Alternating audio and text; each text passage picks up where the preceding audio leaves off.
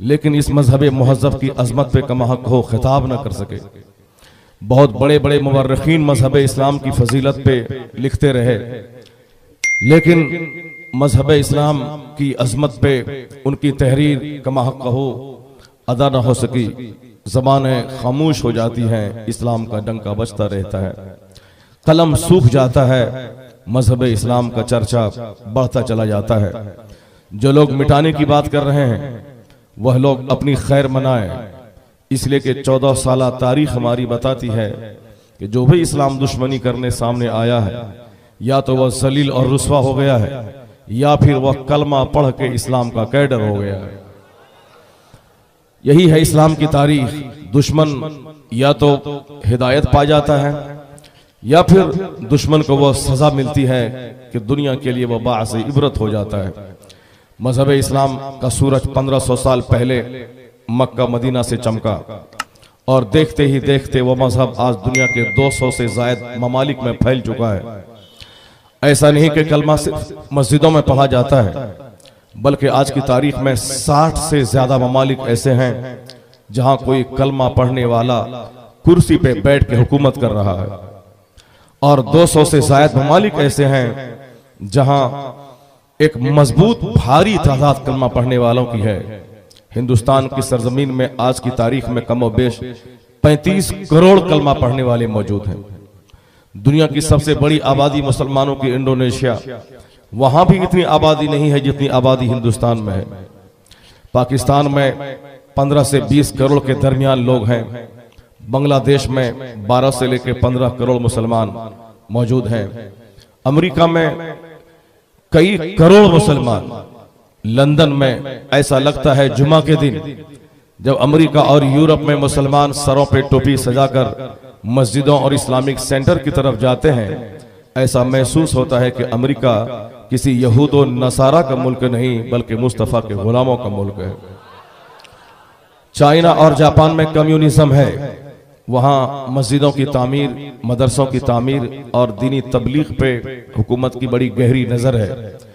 गहरी नजर के बावजूद उस चाइना और जापान में जो मस्जिदें हैं और जो इस्लामिक सेंटर हैं, वहां पूरी दुनिया का सबसे बड़ा मुल्क आबादी के एतबार से वो चाइना, लेकिन उस चाइना में भी मुसलमानों की एक ऐसी तादाद मौजूद है कि जब जुमा के दिन मुसलमान मस्जिदों में जाते हैं तो वहां की गवर्नमेंट को भी खतरा महसूस होता है कि अगर इन लोगों को इसी तरह आजाद छोड़ दिए जाए, आने वाले 10-20 साल के बाद मुमकिन है कि चाइना की हुकूमत पे इन्हीं मुस्तफा के गुलामों का कब्जा हो जाए। सारी दुनिया दहशत में है, इसलिए मुसलमानों की बढ़ती हुई तादाद वो देखकर खौफ में है। दुनिया के चंद सरफिरे दानिश्वर, जो दानिश्वर है नहीं लेकिन वो दानिश्वर बनना चाहते हैं, यह सरफिरे दानिश्वर मल्टीमीडिया मोबाइल के जरिए, व्हाट्सएप के जरिए और टेलीविजन यानी बरकी आलात के जरिए, वो साहब प्रिंट मीडिया हो या इलेक्ट्रॉनिक मीडिया हो, उसके जरिए कोशिश ये कर रहे हैं कि इस्लाम की छवि खराब हो जाए ताकि आने वाली नस्लें मजहब इस्लाम का मुताला नहीं करें। वरना मजहब इस्लाम का जिस दिन आने वाली नस्लें मुताला करेंगी, मुमकिन है कि 90% आने वाली नस्लें इस्लाम कबूल करके इस्लाम के दामन में आ जाए। इसलिए वो कोशिश करते हैं कि इस्लाम को बदनाम किया जाए ताकि आने वाले बच्चे इस्लाम के नाम से घबरा जाएं, उलमाए कराम के नाम से घबरा जाएं, ताकि वो दीनी किताबों को देखने के बाद, देखने से पहले ही वो घबरा जाएं। ये दहशतगर्दों की किताब है। आलिम दीन के चेहरे को ऐसा बना के पेश किया जा रहा है ताकि एक आलिम दीन का जब नाम आने वाले बच्चे सुने तो वो कहें कोई आतंकवादी आ रहा है। जिस तरह हमारी माँ बहन बेटियां जहालत की वजह से आज आलिम दीन के चेहरे को देखकर वो एक ज़ईफ और बुजुर्ग और पुराने लोगों का चेहरा समझती हैं। इसीलिए शादी ब्याह के मौके पर अक्सर बेदीन घरानों में उन रिश्तों को ठुकरा दिया जाता है जिन रिश्तों में लड़कों के चेहरे पे दाढ़ियां हुआ करती हैं। यह सिर्फ उनकी नादानी और उनकी जहालत, उनकी लाइल्मी का नतीजा है कि वह एक दाढ़ी वाले को अपना दुश्मन समझती हैं, चूंकि वह मालूम नहीं है कि दाढ़ी की अहमियत क्या है। जिस दिन वह दाढ़ी के ताल्लुक से वह जान जाए कि अल्लाह तबारक व तआला औरतों को दाढ़ी नहीं दिया है, मर्दों को दाढ़ी दिया है, कोई हिकमत तो रही होगी। हिकमत यही है कि औरतों के चेहरे पे दाढ़ी न रहे, उसका भला इसी में है, अब मर्दों के चेहरे पे दाढ़ी रहे, इसका भला इसी में है। वो आज मुफक्किरीन कहते हैं, फिलोसोफर कहते हैं कि 7 नस्ल तक लगातार लोग दाढ़ी मुंडाते रहें। जैसे मैं हूं, मेरा बेटा है, मेरा पोता है, मेरे पोते का बेटा है, ये 4 नस्ल हो गई।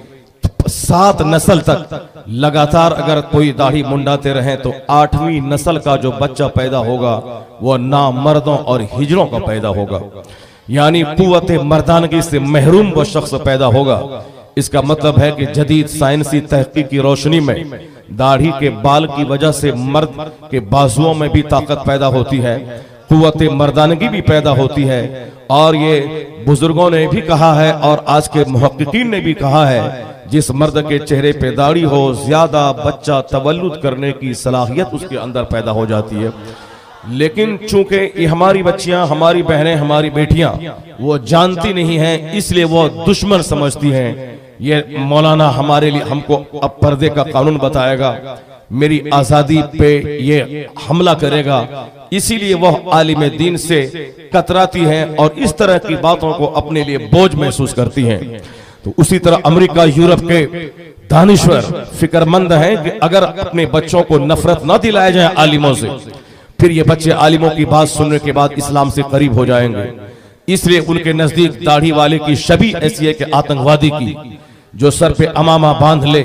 आतंकवादियों को जब टीवी में दिखाया जाता है तो अमामा बांधकर, लंबी दाढ़ी दिखाकर, सर में रुमाल बंधवा कर, ताकि आने वाले बच्चे उसको पहचान ले कि जो चेहरे पे दाढ़ी रखे वो दहशतगर्द है, जो सर पे अमामा बांधे वो दहशतगर्द है।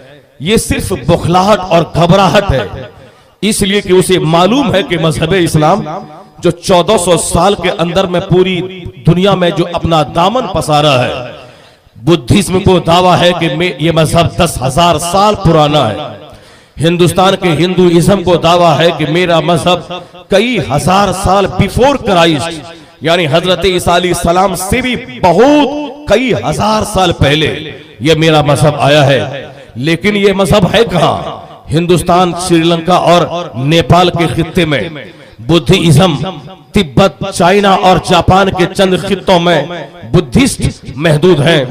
और यहूदी जो पूरी दुनिया की सबसे तालीम याफ्ता कौम आज मानी जाती है, जो दुनिया की सबसे बड़ी मालदार कौम, जिसका नेटवर्क पूरी दुनिया के हर गांव कूचे में फैला हुआ है, जिसको आप समझ सकते हैं कोल्ड ड्रिंक्स, यानी उस यहूदी के मालिक के पास दुनिया में जहां भी लोग कोका कोला पिए, ये सब का कमीशन मिला के उस यहूदी महाजन के पास पहुंचेगा, जिसने सबसे पहले इसको दुनिया में लॉन्च किया है। सबसे ज्यादा पैसे उस यहूदी के पास, और ये माइक्रोफोन देने वाला, हवाई जहाज देने वाला, ट्रैक्टर और बस देने वाला, यानी मैक्सिमम 90% जो साइंसी तहकीकात हैं, वैज्ञानिक खोज है, इसमें 90% यहूदियों का हाथ है।